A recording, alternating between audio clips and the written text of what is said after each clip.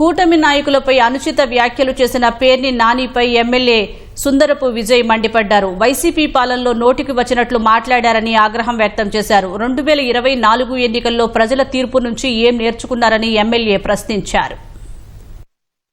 మీ ప్రభుత్వం 19-24 మధ్యలో కూల్చివేతలు వాటికి మీరు ఆల్రెడీ మొదలుపెట్టి అలా 5 సంవత్సరాలు అది చేశారు. ముఖ్యమంత్రి గారిది, ఉప ముఖ్యమంత్రి గారిది, లోకేష్ గారి ఫ్లైట్లు కానీ హెలికాప్టర్లు కానీ పడిపోవాలి అని అంటే ఏంటి మీ శాపనార్థాలని అడుగుతా ఉన్నా. మహిళల్ని ఇబ్బంది పెట్టొద్దు, రాజకీయం ఉంటే రాజకీయం నాయకుడు చూసుకుంటాం అని సాక్షాత్తు ముఖ్యమంత్రి గారు చంద్రబాబు నాయుడు గారు చెప్పి ఒక మంచి వాతావరణాన్ని రాష్ట్రంలోని నెలకొల్పితే మరి మీరేం చేస్తున్నారు?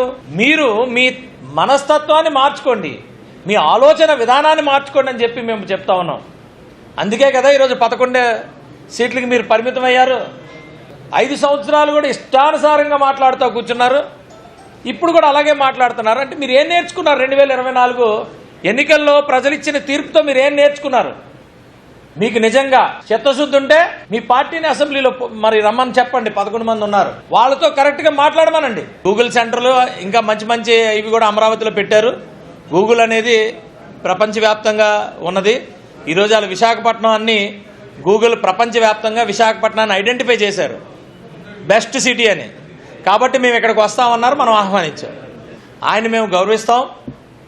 ఆయనకి కొంచెం చూడ అన్న బొత్స సత్యనారాయణ గారు మన ఉత్తరాంధ్రాన్ని, మన విశాఖపట్నాన్ని ప్రపంచవ్యాప్తంగా ఉన్న గూగుల్ సెంటర్ ఐడెంటిఫై చేసింది. దయచేసి మీరు గౌరవించండి.